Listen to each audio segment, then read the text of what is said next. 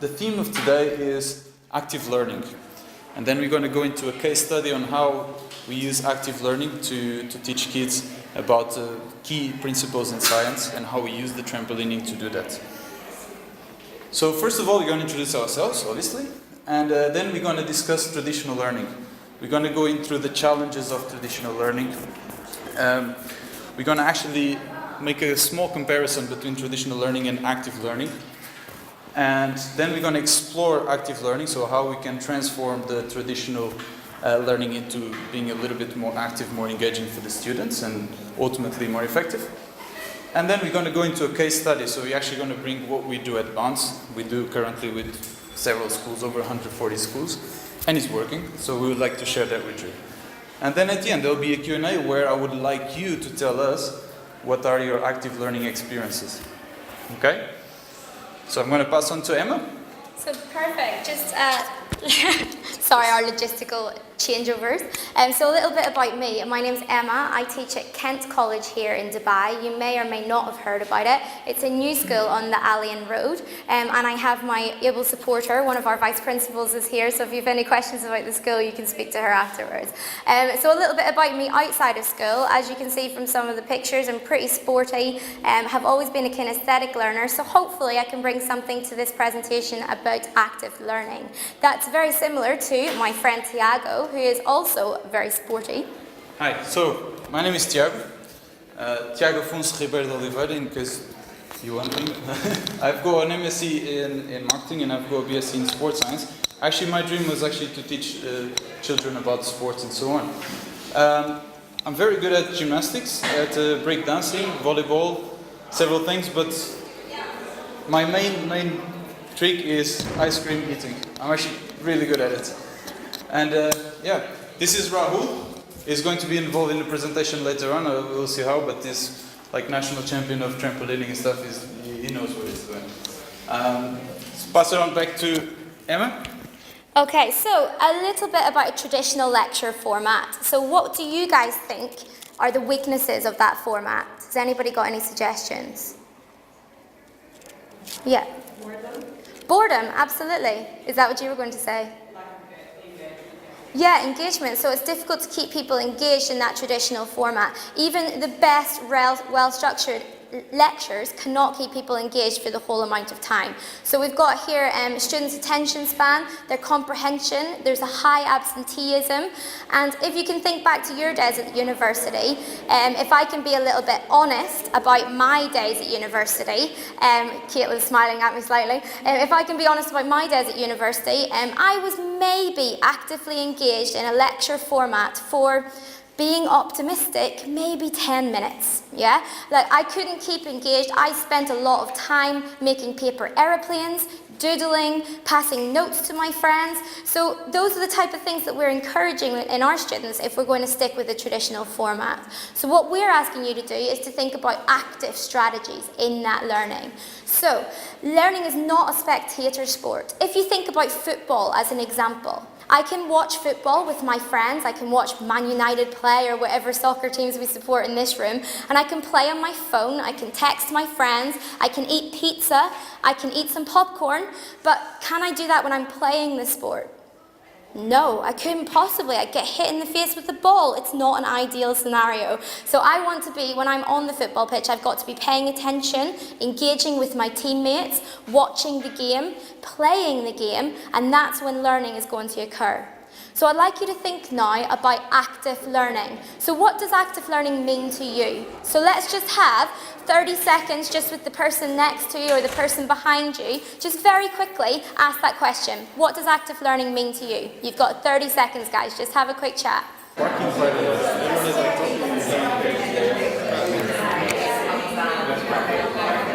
Hi, welcome. Come on in.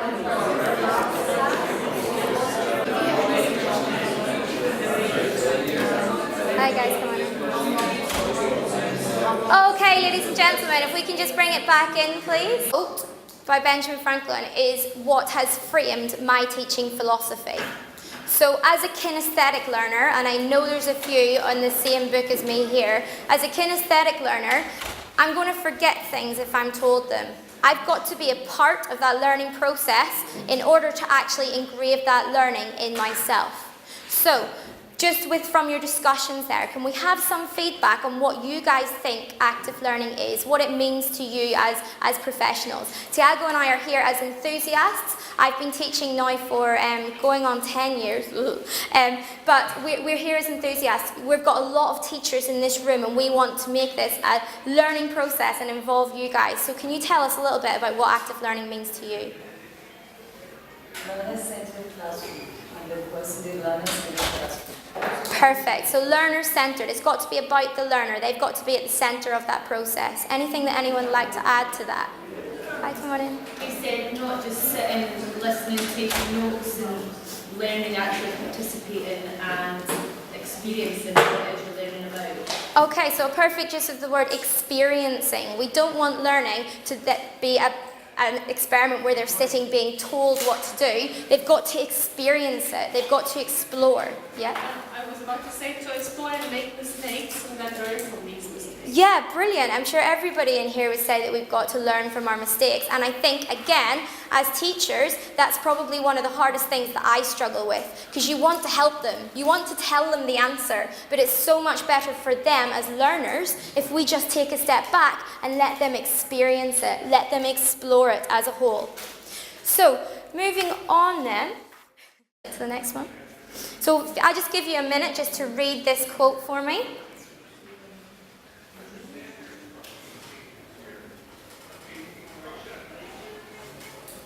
So involving the students in doing the tasks and thinking about the tasks they are doing. So they've got to be actively engaged throughout the process. Hello, welcome. So we've actually came up with an acronym. Again, being kinesthetic, we've got to have ways to remember things. So our acronym is ACTIVE. So we've put together some of the strategies for this active learning into ACTIVE. With the A, meaning articulating ideas. The C, communicating with a colleague or group. The T, thinking critically or creatively. I, innovative ways to overcome challenges. V, for values and attitudes.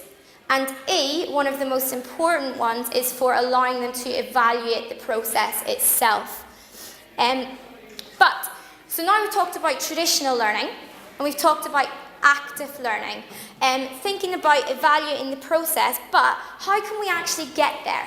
How do we go from that traditional format to then move into an active format? So how do we actually get there? We move on to the next one. So some ideas that we came up with. Any ideas from you guys first of all? So before we share ours, have you got any ideas how you would move from a traditional format to an active format? If I just give you 30 seconds, again, just in your groups with the person next to you, just discuss that.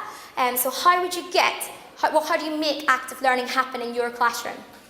Off you go. What do you think? How would you make your classroom active?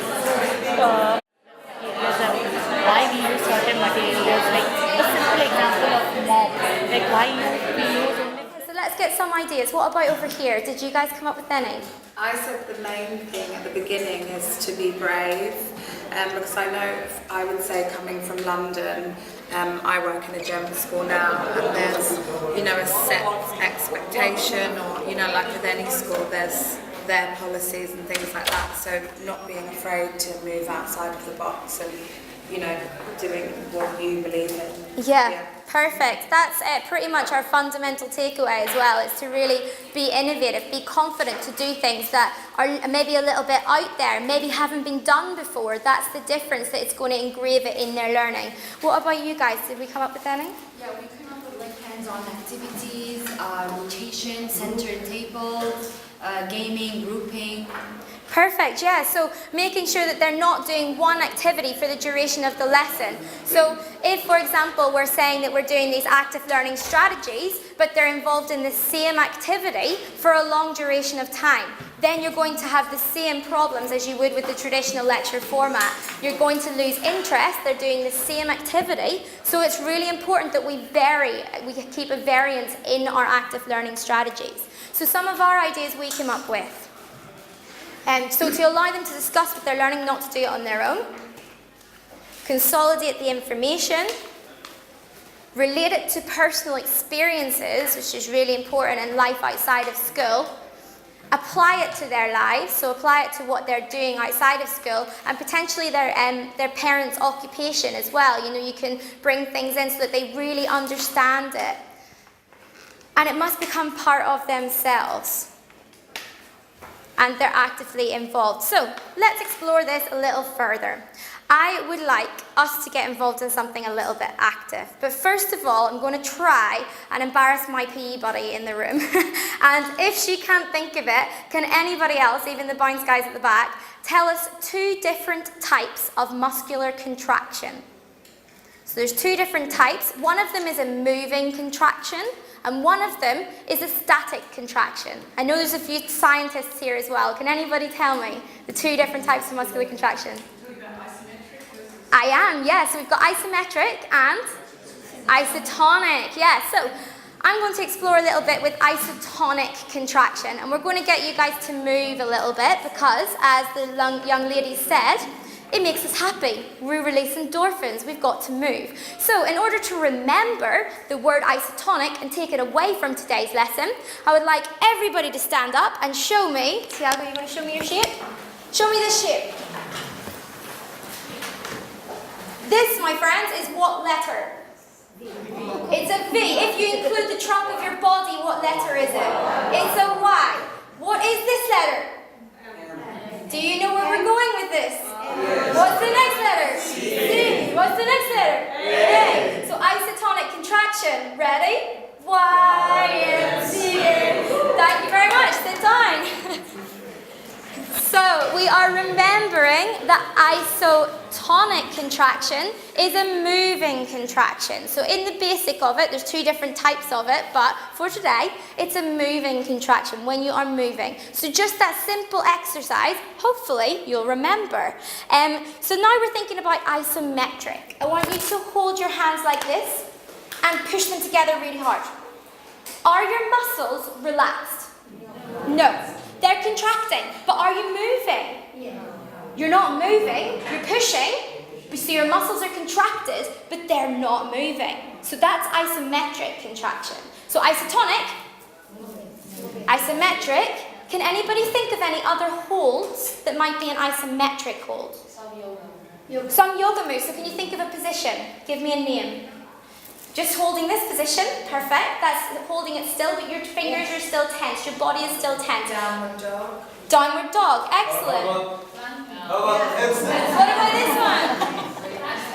Okay, so a handstand is again an isometric hold. So, if you're walking away from today, you will think to yourself, hopefully, that crazy Irish lady was making me do the YMCA, and this weird guy was doing handstands in the middle of the classroom. But hopefully, there'll be a connection there, and you'll remember that that YMCA was isotonic, and that this weird guy doing a handstand was isometric. Yeah?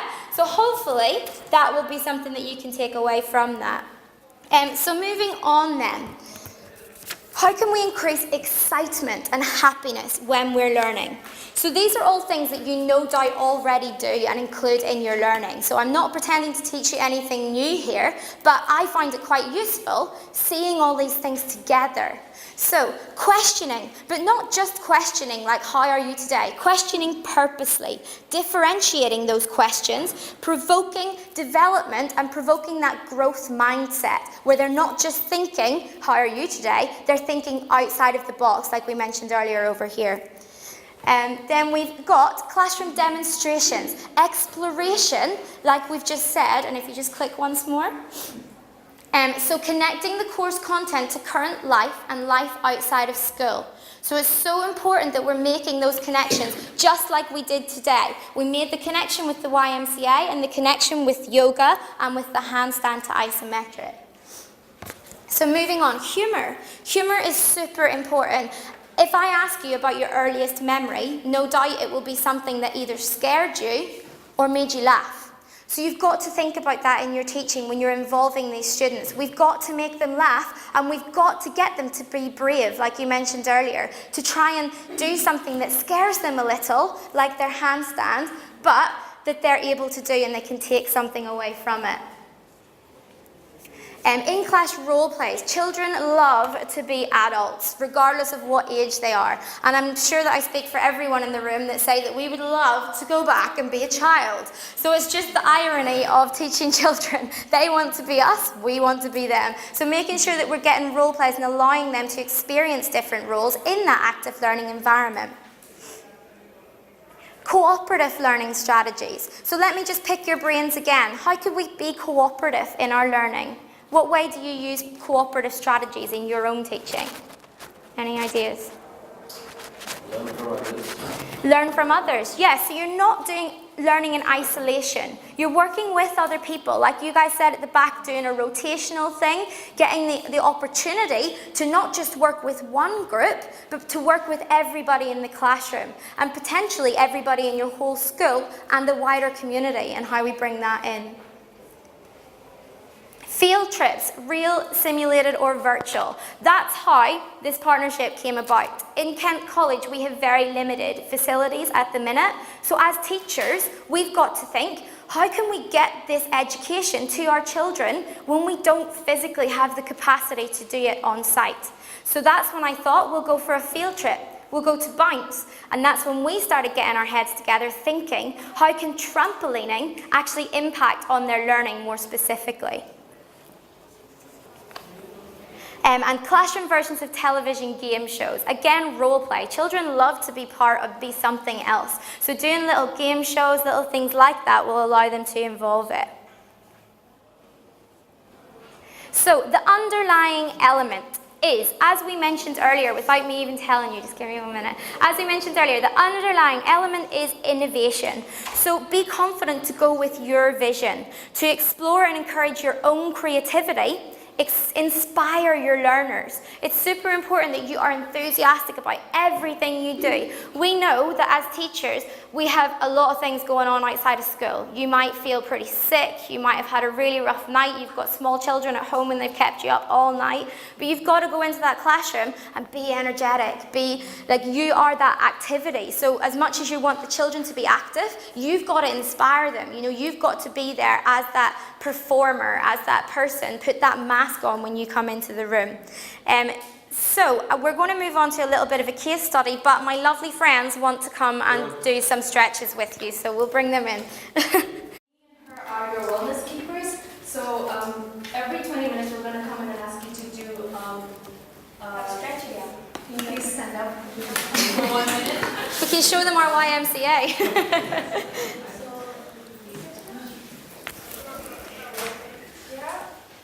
It's pretty similar.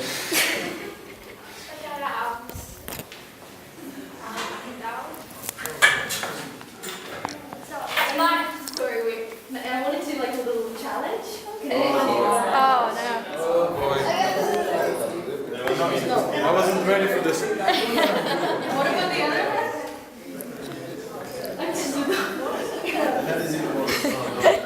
Thank you very much, girls. Everyone's supportive. Cool.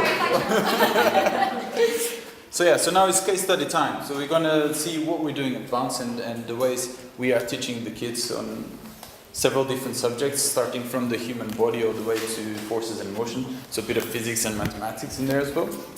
So if you want to put one. So starting with, what is Bounce Ed? So Bounce Ed is a curriculum that we've created that fits into the IB curriculum, so it can easily be applied to the British and the American curriculum as well. We can also tailor for different curriculums that you may have as well. So there's over 4,000 schools worldwide under this sort of curriculum, and basically it focuses on personal development, gives a framework for schools to work with. So the framework is based on knowledge, on concepts, on attitudes and actions. So this is equipping our young kids to be very successful individuals in the future. So Bounce brought to life the Newton's 3 laws. You're going a little bit too fast. Sorry. So the way we explain the Newton's laws is in a very interactive, very dynamic, very engaging way with the kids. And trampolining seems like nothing more but just jumping around and having a good time. It doesn't really seem like you there's a possibility of learning from there, right? But the reality is there's a huge set of laws and physics concepts happening at the same time while you're jumping around. So let me give you one of the examples of the Newton's 3 laws of motion, which is for every action there's an equal and opposite reaction. I wouldn't be here trying to lecture you guys on physics because it would be silly of me. But yeah, so kids actually get to experience, they get to feel the force that they apply on the trampoline bounces back from the trampoline to them, allowing them to jump. So the higher that they jump, the higher is the force that they apply on the trampoline, hence the higher the force the trampoline applies back to your body and allowing you to jump higher. So see, this is just one of the small examples that we have. So we have also developed another concept, another program, which is not forces and motions, which is the human body, which focuses mainly on the physiology and key physiology concepts of the human body. But for now, I would like to do a very small practical example. If you just give me a second to prepare myself. So you guys remember Raul, right? He came in earlier. Oh, all right. So yeah, this is it wasn't. Thank you. But yeah, so the practical example we've got here is the somersault done by Rahul, which is. So how long did it take him? Yes. Less than 5 seconds? 2 seconds? Right there, right now. How long did it take him? Okay, so that's you're talking about your muscle fibers. So he was using fast twitch muscle fibers because he did it explosively. It was an explosive act. So you're thinking that, was he using oxygen there? No, it was explosive. It happened in under 2 seconds. So he's using his anaerobic muscular system to perform that action. So that's how you're thinking about your muscular systems, but we can also think about the muscles that he's using. So he came into what position? What position was he in the air? He was in a tucked position, yeah? So he was showing flexion at his hip joint and at his knee joint. So flexion there, so if you're saying flexion at the knee joint, the agonist, the prime mover, is your hamstring, with the antagonist being his quadricep muscle. So you've got your anatomy element in there as well, with the muscles of the body. And then, you can talk about planes of movement and axes of movement. So he was rotating. Yeah, well, Emma was spot on about the axis of movement. So let's now try and place the somersault into the Cartesian coordinate chart. So if you press on to the next one. So let's say Mr. Rahul is doing a backflip, right? So the G point would typically be the belly button, and the rotation happens on the X axis, which would be situated right about here. There is a small movement of him moving backwards on the Y-axis, and there is a very long movement happening in the Z-axis, which is him jumping, gaining some airtime to do the rotation. Now, if Rahul wants to do it again, and you can actually place the somersault in the axis. See it? That's pretty cool. Let's do one more. Just one more because it's cool, you know. We like to see this stuff, you know. There you go. Oh, beautiful. Thank you. Thanks, Rahul. That's it. Oh, that worked, huh? Okay, so now let's focus on the key takeaways. So the first one would be, it's a practical understanding of Newton's law. So again, kids had the chance to feel it, to see it, they have experienced and applied in real life terms. So it's much easier for them to absorb the information. Secondly, they have actually experienced kinetic. Any questions? Sorry. They have actually experienced kinetic energy, so they've actually had the chance to apply more force into the trampoline and get more out of it as well. And they have seen the different Newton laws applied in many different scenarios. So it was not only the somersault, it was the roly-poly, it was the cartwheel that happened on the y-axis. It was the throwing the dodgeballs, the acceleration forces. So there's a whole wide of curriculum and principles that we teach at FAM. So the next one, it's an unforgettable lesson. Again, I'm sorry if I may sound a little bit cocky, but surely you guys will remember this lesson for a while, of the crazy guy who did some backflips in front of you, right? So again, it had that impact that we are looking for our students to get.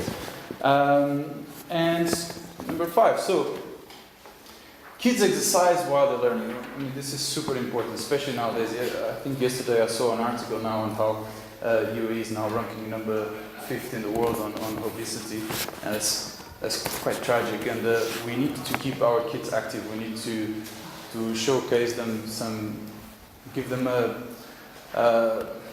lifestyle, good lifestyle choices. So we need to give them the opportunity for them to explore new things. And yeah, exercising while they're learning is just the cherry on top of the cake. So just an interesting fact, when you jump on the trampolines for 10 minutes, you get the same health benefits as running for 30 minutes. And we all know that we'd rather do the trampolining, right? Most of us in Dubai would have access to at least one trampoline in our schools. So these are all things like, as much as Bounce has helped me out on this occasion because we didn't have that access, and I was able to work with them and come up with these sort of things that we're thinking about when we're learning. This is something that you can take away and do in your own schools and your own as well. You can contact them for support and they'll help you out, but this is something that you can be doing on your own. And even a lot of the children will have these things in their gardens as well, so just encouraging them to ask the questions, you know, so what makes you bounce? How did you jump higher? What makes you be able to make shapes in the air? So if you're doing a star jump, how is your body allowing you to do that? When you do it, does your face get red? Is your heart rate raised? You know, starting to provoke them to think about those questions and to think that as much as trampolining is super fun, it's also a really, really influential way to learn. And so putting it back onto you guys then, we just like to open it up. Have you got any questions for us or for any of the Bounce team? So just before we go on that, I'm sure most of you are currently doing some sort of active learning and you have your own little strategy or your own little games or your own small examples. What works is all about sharing. It's all about hearing what is working for you in your school and what you're doing that you feel that really works with your kids and share with everyone else. So I think this Q&A session would be really interesting if you guys could raise your hands and say, actually, I'm doing active learning on XYZ and share that information. So maybe you want to give like 30 seconds, think about it, and then raise your hands.